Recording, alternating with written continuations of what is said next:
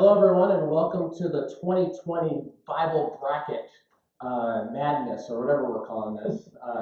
Something like that. This is your opportunity to become a Bible boss. And so I have Braylon Tempty with me. I'm Matt Oxendale. And we're going to be going through the first region of the Bible bracket, the Torah edition. And so before we get to it, Braylon has gone through and did some stats on the players. So why don't we talk through what some of those stats are, and we'll start there. All right, so if you have a bracket, we encourage you to fill one out now. All right, so as we go through the bracket, first up we have Adam. Most people know him. He was the first one of us.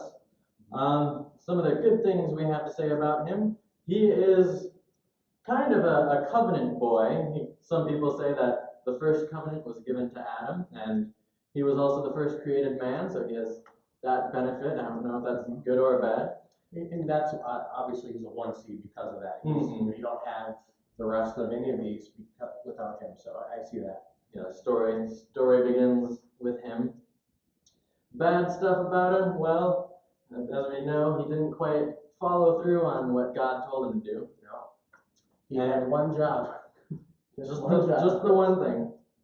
And it also seems that he didn't quite tell Eve the rules, or maybe she misunderstood, but some people lay that blame on him as well. And he followed along and ate the fruit, and we know what happens when you eat fruits and vegetables. It's horrible. I should note there that, when Paul looks back on the story of Adam and Eve, he doesn't bring up Eve's sin, he brings up Adam's, and so he really gets it. So I think that's good for Paul to point that out. After Adam, in the 16th seed, we have Enoch.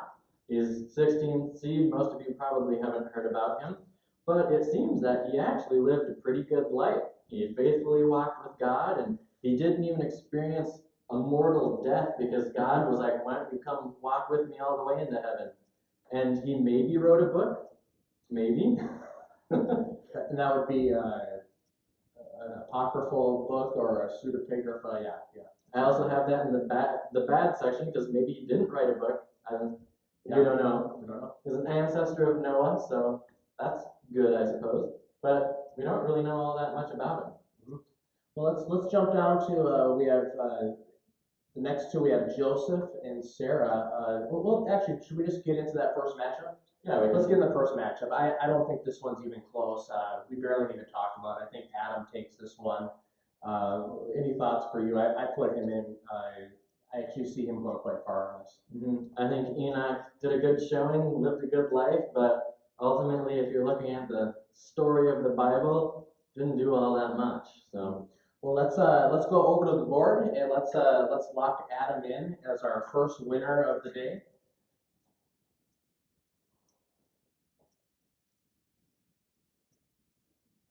There we go. All right, well, let's get back into it here. The next match that we're going to be looking at is a match between Joseph. You guys know him from Joseph and the Amazing Technicolor Dreamcoat, and Sarah, the wife of Abram, the mother of Isaac. What do you think about this matchup, Braylon?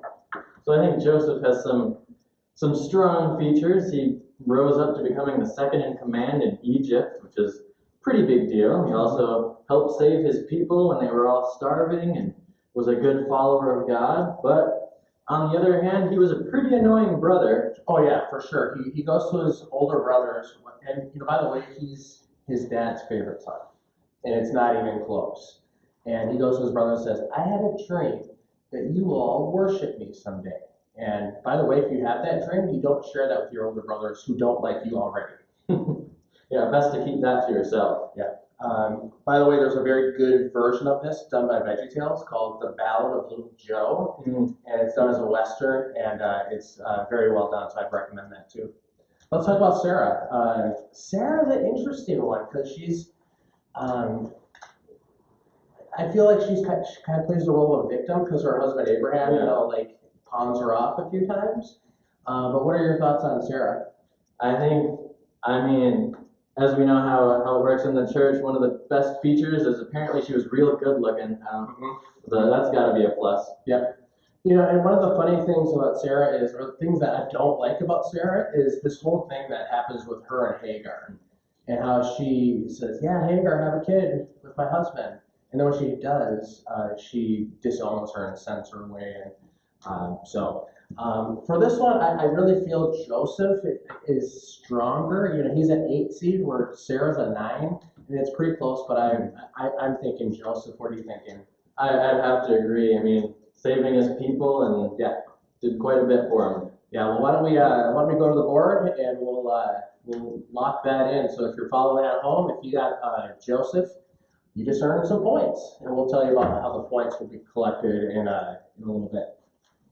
All right, the next matchup we have is between Noah.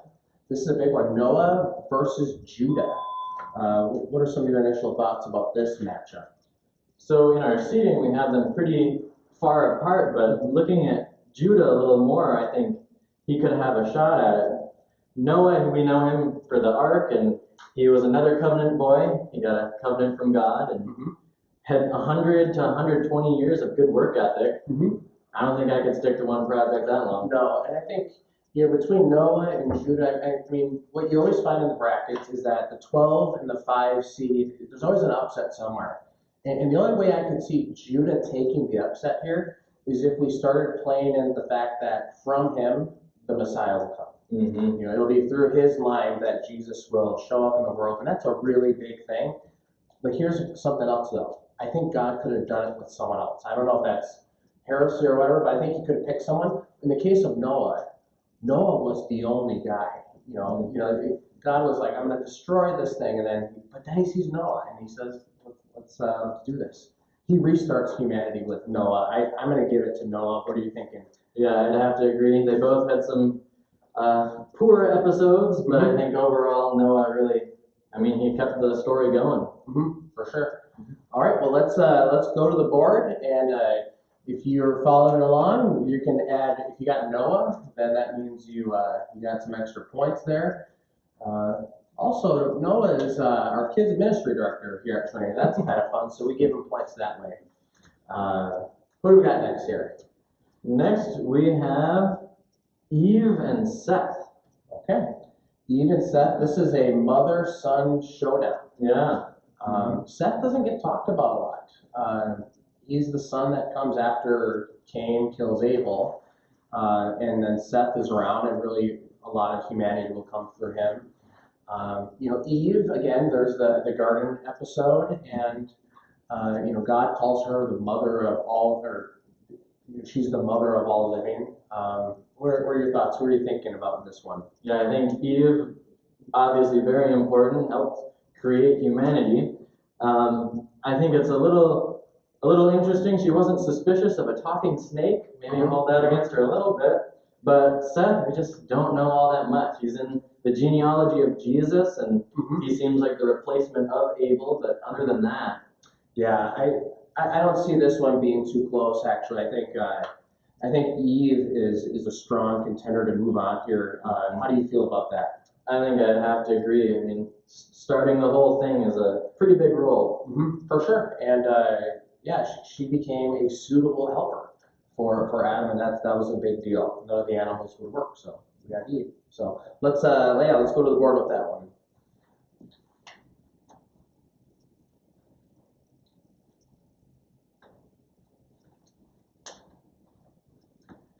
Okay, the next matchup we have is between Leah, is that right? No, Isaac and Leah. And Isaac and Leah, Isaac is the son of Abraham, and Leah is the wife of Jacob. So this is kind of, there's all that interwoven stuff happening here. One of the strong cases you can make for Leah is that, when Jacob wanted to marry, Rachel, he ended up with Leah first. And Leah seems like someone that no one wanted, but actually God brought her to Jacob. And so there's something kind of special there. And also was able to have kids and things like this. What are your thoughts about this one? Yeah, I think Leah I mean, it's got to be tough. In the Bible, her sister is described as beautiful in form and appearance, and she is described as having tender eyes. It's got to be tough and generally unloved. But she seems to stick with it and keep doing what she's supposed to do. But Isaac also has strong case for him. He's the better son of Abraham, you might say, as opposed to Ishmael, and he didn't hold a grudge against his dad for trying to sacrifice him. That's pretty big. You can't imagine the trauma he went through, because he's not a little baby when that episode happens. He's walking. He's probably 12 years old, and so yeah, I'm moving Isaac along here. I think he's a strong candidate to move on here. Yeah. Let's make it official. Let's put it on the board.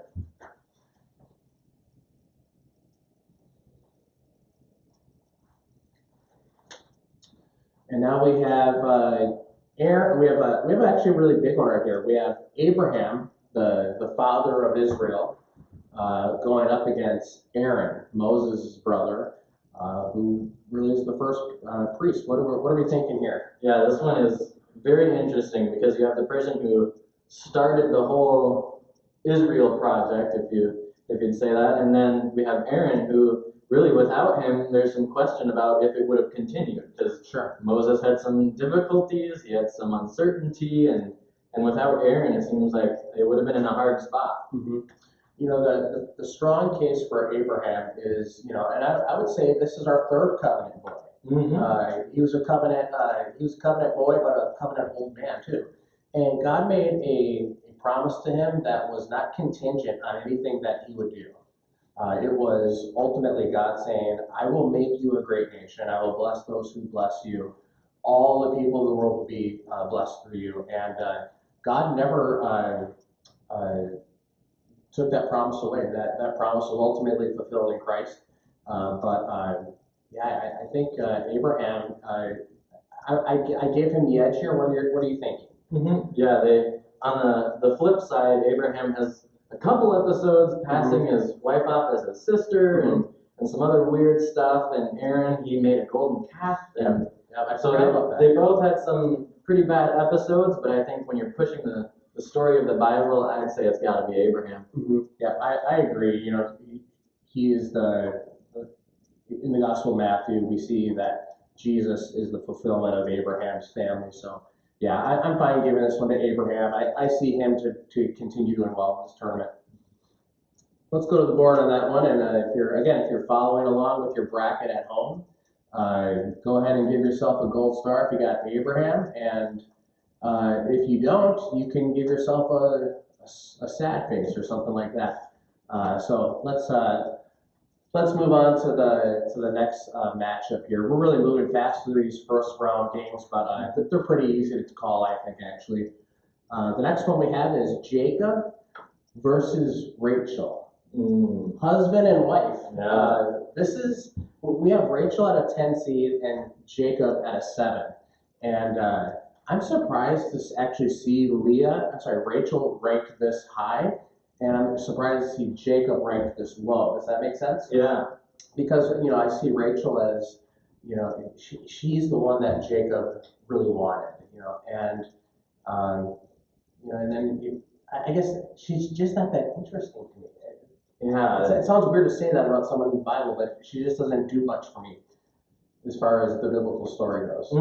Yeah, a lot of jealousy going on. She was beautiful. She has that. And also an episode of giving her servant to make babies. Oh yeah, that's right.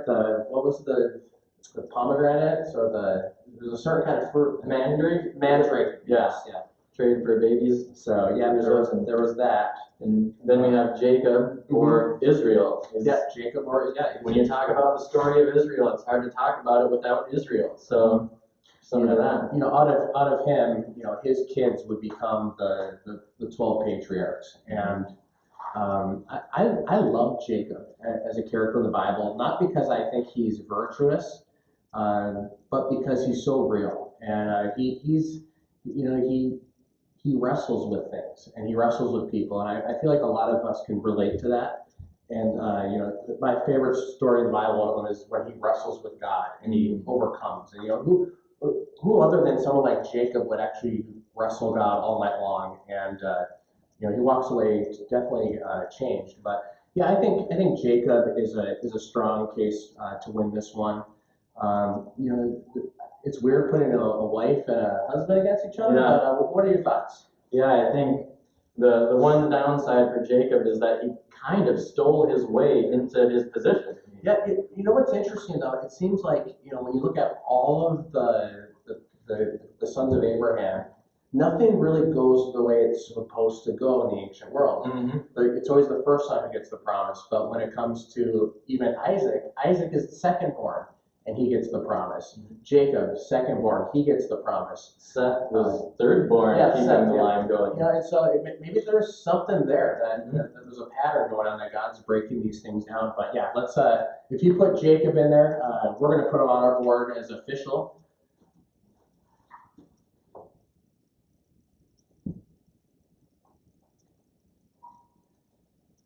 And then we have one more matchup. We have a pretty heavy hitter. We have Moses, a second seed, going up against Abel, a 15 seed. Do we need to really even talk about this one? I don't know. There's not much to say. Abel gave a good offering. That's about all we. He gave a great offering, and God loved it. And I'm guessing as soon as his brother blasted him with that rock, he was in paradise, with God. And Moses, as far as the biblical story goes, plays a huge role. He showed that. Yeah, you have to have him. Even the Messiah was supposed to be said to be a prophet like Moses, and so I think it's Moses. We get the 10 Commandments, from Moses, and again, not a guy who's not a guy who's not perfect, but a guy who definitely listened to God and followed him. Yeah. Mm-hmm. So why don't we lock him in and throw him on the board?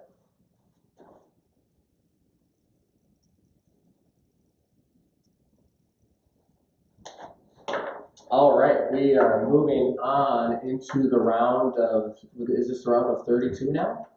We have 8 names here? So yeah, we're gonna go all the way through this bracket till we have one winner at the end.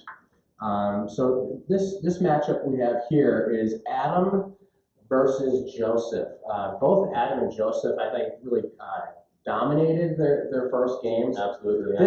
This game right here, I don't think is a walk in the park by any means. There's some big punches being thrown here. What do you see here?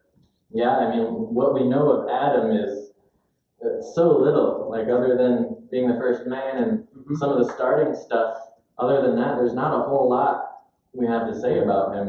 And a big part of the story was arguably the biggest screw up of mankind. Got us into all this. Yeah, just think, like Paul says, because of Adam's one sin, everyone sinned. I don't know if I've committed a sin like that, but Adam did, and I mean that's huge in regard to the biblical story. Actually, when I was filling out my bracket, I went back and forth on this. The story of Joseph is essential to the biblical story too.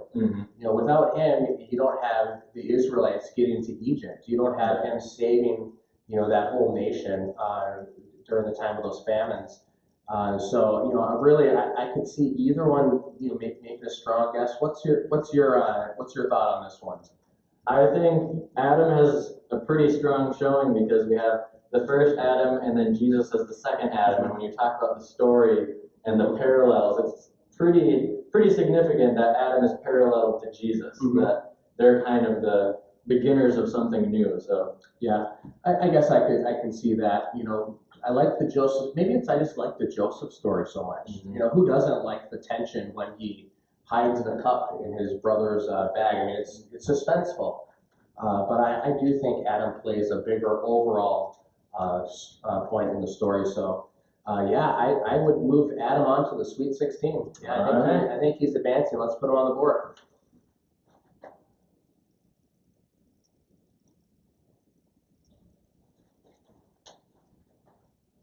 All right, our next matchup is an interesting one. We have Noah versus Eve. And, again, I think they had fairly easy first rounds, but Noah and Eve is an interesting one. I'm really curious about your first thoughts on this because I didn't know quite where to begin on this one. Yeah, this one is very interesting because they both helped restart the human race.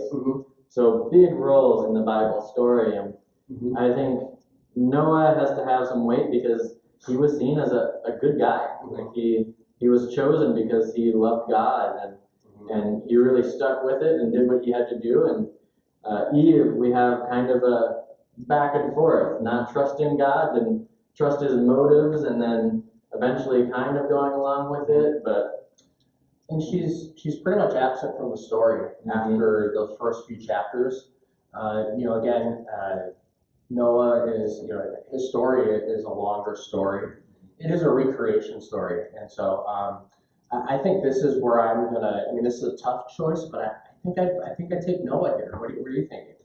I think I might have to lean that way. I think with that new covenant and the promises of God brought to earth through Noah, and I think It's hard to go against a covenant boy. I mean, when you're Eve and you're like, I'm going up against a covenant boy. Those covenant boys will do it. It ain't gonna work. So I would definitely throw Noah on into the Sweet 16.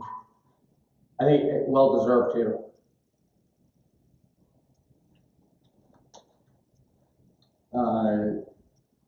This next one is kind of a battle we've already seen in the biblical story. This is Isaac versus Abraham, or Abraham versus Isaac. And again, Isaac or Abraham, another covenant boy. Yeah. We keep having these covenant boys show up, and I think that when God makes a covenant with someone, like I feel like they have the edge, and I don't see someone without a covenant. What are you thinking? I mean, is there any way you think Isaac can take Abraham here?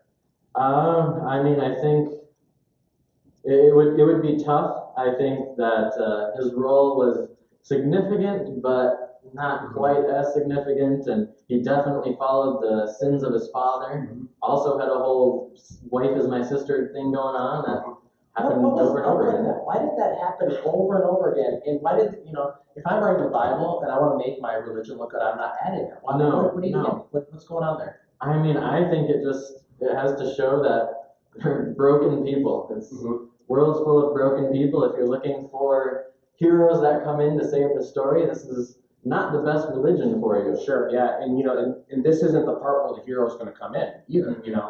And we should probably mention this too. You might be wondering why aren't we talking about God the Father, the Holy Spirit, or Jesus? We know those are the winner of the story.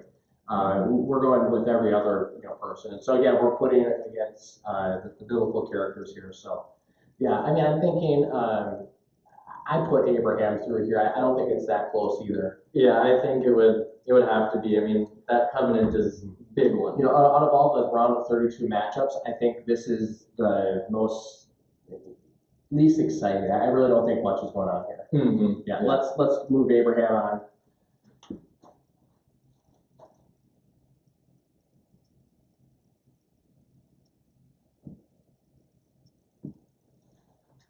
Okay. Moving on, we have one more big matchup, and I think this is where the gloves are coming off. We have Jacob versus Moses, and I know for certain that me and Braylon have different opinions on who should move past here. So I'll come out and just say it. I'm Team Moses. I think Moses has this. I think he's essential to the biblical story.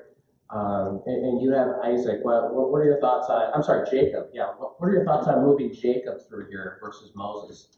I think this one is such a big part of the Bible story because when we talk about the Bible story, if you had to name some of the most important things going on, it's the story of Israel. It's the story of the Christian church in the New Testament. And when it comes to the story of Israel, gotta have Israel. I think with his sons being the 12 tribes, and he did have those episodes where he just stole his blessing, stole his inheritance to get there, but I think he's pretty solid. Moses also had some stuff. He straight up killed a dude. Right. Yeah. Well, I thought I'd do just a little Bible gateway search. I just typed in the name Jacob into the search, and I get 363 mentions. That's a lot of play, and that's not just in the Old Testament. Jacob makes his way into the New Testament. Well, I'm just curious. I'm going to do a search on Moses. Oh, he has 803 mentions. Oh, wow. Moses. If you're going for, I knew this in advance. If you look at the Bible story, you can't get past Moses. He's in everything. I'm trying to think of. I'm looking through the books of the Bible here. You can't hardly find a book that he doesn't show up in. Again, he's all over. He represents the law, and I think the law is so essential to Israel, and I think that's a key identifying marker for them. Again, you don't have Moses without Jacob because he comes from that line. But I think the way Moses, I'll put it this way too, in Jesus' ministry when he goes up on the Mount of Transfiguration, who is he with? He's with Elijah and Moses, not Jacob. Any other thoughts on Jacob? Again. Yeah, I think it's tough for these ones where it's without this person, not this person, and I think that's a tough situation. I could see God raising up anyone to be his nation. It could have been any person, but it seems like Moses, from birth through his life, was specifically crafted for his position. Yeah, and Jacob is so important too. I mean, really, he is essential to the story. I wish these guys were in different regions because I'd like to see them both go far. But man, I'm leaning Moses. Am I twisting your arm at all on that, or what are you thinking? I think when you bring in the factor of the law, I think that is big. Yeah. Without the law, there is not a whole lot of Bible story. Like after you get to Exodus, Leviticus, after that, the law is central. Yeah, and he has a strong showing. He walks through the Red Sea, or Sea of Reeds, however you want to read that. So I don't know. I'm feeling Moses. What are you thinking? I don't want to dominate here. Covenant boy, big deal. He's a covenant boy. He's the old covenant boy, actually. Yeah. He's the OC, the old covenant boy. Yeah. So I don't know. What are you thinking? Foreshadowing Jesus, the law. I think Moses might have to take it. Okay, let's put him on the board.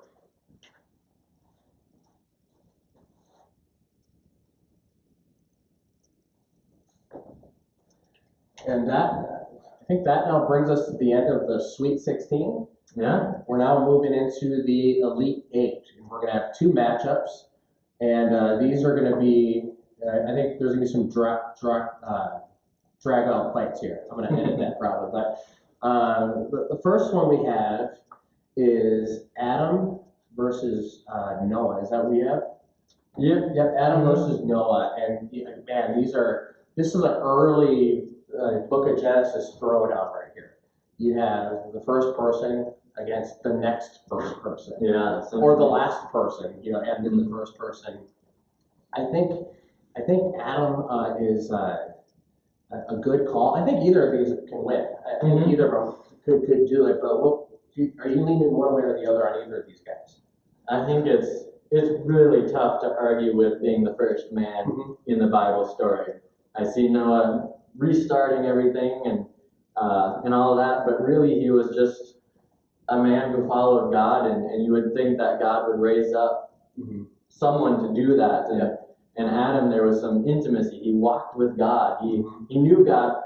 I'd say it's pretty safe to say better than anyone else will on earth. And so I think he has a lot of insight and knowledge and weight in the Bible story. He's essential to it. I mean, again, we've talked about this already, but he's essential in Paul's theology of new creation. And I feel like Noah is I would have loved to see Noah go up against someone like Isaac or someone like that, where it would be like, yeah, that's a win there. But I do think I'm leaning for sure Adam here. Yeah, especially when Adam is seen as, or Jesus is seen as the new Adam. That's powerful. Yeah, and just the theology around Adam is so strong. So yeah, let's put Adam on the board. All right. It was nice having Noah with us as long as he was here, but it's time to move on. Good showing. Yeah, it was a good showing for sure. This brings us to our second to last. Is this our second to last, or is this our last matchup? No, we have two more. So we have Abraham. No, we already did that one. No, Abraham versus Moses. Is that right? See here. Yep. Abraham versus Moses. And My bracket's all wrong. I had Jacob going all the way. we had an early bracket buster. So Moses versus Abraham. I've gone back and forth. I've actually feel like I've switched my mind on this. I originally had Moses here, and then I went back and I feel like Abraham could take this. And one of the things I'm wrestling with is they're both covenant boys. And again, you have two covenant boys going at it in the Elite Eight. And Abraham's covenant is, you can't, it's not conditional. It's based on God's love for just his people. Moses, the covenant is conditional. He plays a huge role in preparing the people, but I'm leaning more Abraham here. What are your thoughts on this matchup? I think when I look at Moses and some of his stats, just going through there, I think with the story of Abraham, for the most part, he followed God, and even when he was uncertain, he brought that to God and said, "Hey, what do I do?" But Moses, the number of times God intervened and had to push him back and say, like, "No, burning bush, just talk to this rock," and Moses struck it, and now he's not in the promised land and breaking the 10 Commandments and wanting the people dead. God had to keep pushing and pushing and pushing. And I think that when we look at the Bible story, I think God played a huge role in Moses even being here. Yeah. Whereas Abraham, he did have a small role in following God. So does that mean you're leaning towards Abraham? I think I might be. Okay. Well, let's think again about Moses a lot, because I think a lot of people are going to be disappointed with this pick either way it goes, because these are both really great characters. We have a 2 seed going up against is Abraham, 3 seed. A 2 against a 3. So I mean, it's a coin flip. When you think of the significance to the Bible story, though, Moses really, the whole Moses narrative is, it's Exodus, Leviticus, Numbers, Deuteronomy. He plays such a big role there. But I think the overall covenant is to Abraham. And so I really feel, even though I don't have it on my bracket like this, I think we need to put Abraham through it. How do you feel about that? Yeah, I also think when you look at the story of the Bible and what it's telling us, I think the law can really trip people up. I think it's somewhere where we get too caught up. And in Abraham's story, in his covenant, God says, if this does not happen, I will die. That's the type of covenant he made. And with Moses, there's a lot of people struggling with, like, how much do I have to do? And with Abraham, we really see what God's story is all about. Yeah, I definitely agree. I think it's Abraham's story. Actually, I would say the covenant that God makes with Abraham really sets the tone of the whole story of the Bible. How will this family redeem the world? Now, Moses is a part of that. But the end goal is redeeming the whole world, and Moses, he doesn't get there. So yeah, I think we're definitely both saying Abraham here. Yep. With a buzzer beater. Oh, you had Jacob going all the way through. You had Abraham. You had Jacob beating Abraham. I did. I had Israel going far. All right, so this brings us to is this our final 4? Yeah. Okay, so the winner of this will go to the final 4, I guess, right? Because they'll be the representative for the region. Sports, I don't know. Yeah, okay. So they'll be the representative of the region, and here we have the 2 A boys, Abraham versus Adam. I'll let you start this one. Yeah, this is a big one. I think the biggest struggle here is what did they do in their lives versus what is their significance and what do they symbolize. I think that's huge. When you're looking at what Adam represents, he represents man. He represents so much, and Jesus takes his place. And when you look at Abraham, his story is incredible. He pushes things, and the story of Israel begins with him. And I think when you look at those 2 differences, that's what we have matching up here. Yeah, in some ways, if you don't have the sin of Adam, you don't need the covenant that God gives Abraham. Now, the reason we have the Bible is because there is sin and there is a covenant. And so I feel Abraham has the edge here, Only, again, going back to, and it's not really about Abraham, it's really more about God, I think. It's about a promise God makes to Abraham. And that promise is to really make up for the sin that started with Adam and Eve and has continued. But again, without Adam, you don't have Abraham. And it's kind of, there's carts and horses everywhere. You have this without that. And I'm feeling I could be fine with either one. I'm feeling today, though, even just, I had Moses going into the Final Four. I think I see Abraham going in there now.